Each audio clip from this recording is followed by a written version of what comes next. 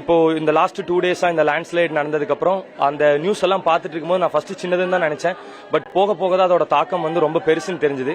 அதை பார்த்துட்டு சும்மா இருக்க முடியல, நம்ம வந்து களத்தில் இறங்கி செய்யணும் அப்படிங்கறக்காக நான் கிளம்பி வந்து இப்போ வயநாடு மேப்படியில் வந்து வந்தாச்சு. ஸோ இங்கே வந்து நான் லைவ்ல பார்க்கும்போது பார்த்தீங்கன்னா ஸோ எல்லா மக்களும் ஒரே விதமான பொருளை மட்டும் கொடுக்காம இப்போ இங்கே என்ன நீடுன்னு தெரிஞ்சு அதை வந்து சப்போர்ட் பண்ணலாம் தான் வந்தேன். அப்போ இங்கே காலையில் வந்து நம்ம பார்க்கும்போது தெரிஞ்சது என்ன அப்படின்னா, இங்கே கிட்டத்தட்ட ஒரு 160க்கும் மேற்பட்ட குழந்தைகள் வந்து இருக்கிறாங்க. அந்த குழந்தைகளுக்கு தேவையான கிளாத்ஸ், அது அப்புறம் அந்த இன்னரு, அப்புறம் ரெயின் கோட்டு, இந்த மாதிரி அந்த கிளாத்ஸ் ரிலேட்டடாக தான் உங்களுக்கு நிறைய இங்கே டிமாண்ட் இருக்கு.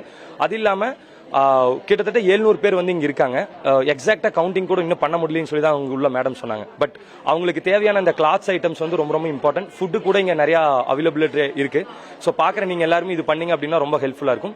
அதை தாண்டி ரொம்ப முக்கியமான விஷயம், இப்ப நடந்தது வந்து பாத்தீங்கன்னா ஒரு நேச்சுரல் டிசாஸ்டர் கிடையாது, இது மேன்மேட் டிசாஸ்டர். நான் ஏன் சொல்றேன் அப்படின்னா, இதுக்கு பின்னாடி உள்ள ஒரு மிக சொற்பமான அறிவியல் காலநிலை மாற்றம், கிளைமேட் சேஞ்ச் அப்படிங்கிறது. அதுவா மாறல, நம்ம தான் மாத்தணும்.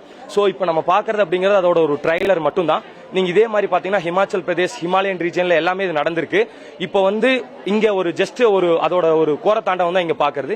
இனி வரப்போற ஆண்டுகள்லயும் வந்து இது இதை விட பல மடங்கு வீரியமா தாக்கும் அப்படிங்கறதா அறிவியல் போய் சொல்லாது. சோ அதை கற்பிக்கிற மாணவர்களுக்கும் நம்ம இதை வந்து கிளைமேட் சேஞ்சை கம்பேர் பண்ணணும் அப்படின்னு நினைச்சோம்னா, every individual, every private organisation, every government organisation, அதை தாண்டி நம்மளோட எக்கனாமிக் பாலிசி சேஞ்ச் பண்ணா மட்டும்தான் இதை வந்து நம்மளால மாற்ற முடியும்.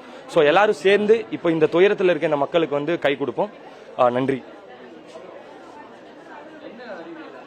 இதுக்கு பின்னாடி உள்ள அறிவியல் இப்போ அதாவது இப்போ நடந்தது வந்து பாத்தீங்கன்னா மேக வெடிப்பு அப்படின்னு சொல்லி சொல்றோம். மேக வெடிப்பு அப்படிங்கிறது ரொம்ப எளிமை. இப்போ நீங்க பாத்தீங்கன்னா இந்த மே மாசத்துல எல்லாம் பார்த்தா டெம்பரேச்சர் எல்லாம் வந்து ரைஸ் ஆயிருக்கும் அதிகமா. இப்போ இது அதிகமா ரைஸ் ஆகும்போது என்ன ஆகும் அப்படின்னா, அதுல இருந்து வர்ற வேப்பர், வாட்டர் வேப்பர் ஆல்ரெடி மேகங்கள் ஃபார்ம் ஆயிருக்கும். அது கூட இந்த எக்ஸஸா, அதாவது குளோபல் வார்மிங்னால நடந்த எக்ஸஸ் ஹீட்ல வேப்பர் ஆகிற அந்த வாட்டரும் இந்த ஆல்ரெடி ஃபார்ம் ஆயிருக்கிற இந்த கிளவுட்ஸ் கூட வந்து சேரும்போது அதோட அடர்த்தி ஜாஸ்தி ஆயிரும். அடர்த்தி ஜாஸ்தி ஆகும்போது இப்போ ஒரு குறிப்பிட்ட நேர இடைவெளியில், அதாவது இப்போ பாத்தீங்க அப்படின்னா ஒரு சின்ன உங்களுக்கு உதாரணம் சொல்லணும் அப்படின்னா, இங்க நடந்தது வந்து பாத்தீங்கன்னா மேகவெடிப்பு. அதாவது ஒரு குறிப்பிட்ட ஒரு 2 hours இந்த மாதிரி டைம்ல வந்து பாத்தீங்கன்னா 100 மில்லிமீட்டருக்கு மேல மழை பதிவாகும் போது இந்த மேகவெடிப்புன்னு இதை நம்ம சொல்றோம்.